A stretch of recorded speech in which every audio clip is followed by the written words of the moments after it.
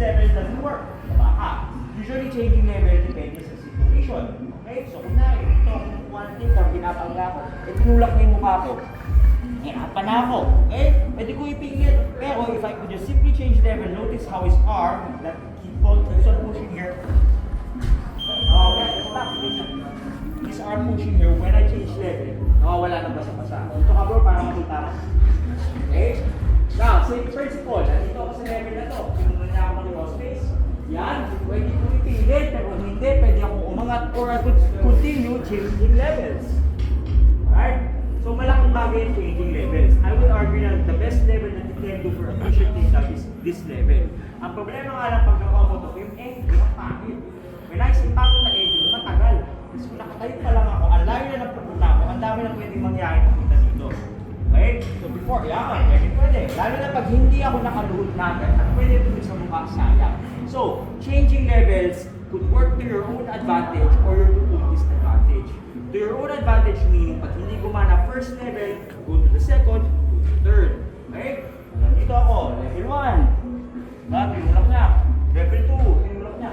Level 3, yan. Talagang bumaba na ako. Sobrang nandito na ako. Okay? Now, once you have that level, simple na lang ang gagawin natin. Simple principle and when I say simple, ganun pa rin. Magalan tayo ang hatak na kamay and move forward. I'm gonna do the change level in the corner naman. Diba?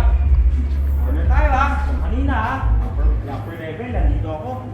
Kumukuha ng takedown, dinipensa ni Justin. From this position, dinipensa ni Justin. From this position, kumuha ko ng hips. Okay? Dinipensa pa rin niya. When from this position, kung hindi ko maipilit, I change level on my knee. And since you're in this position, nasa corner na, hanap ka ng pwedeng banggain, hatakin, at itayo. From this, kunin ko ah.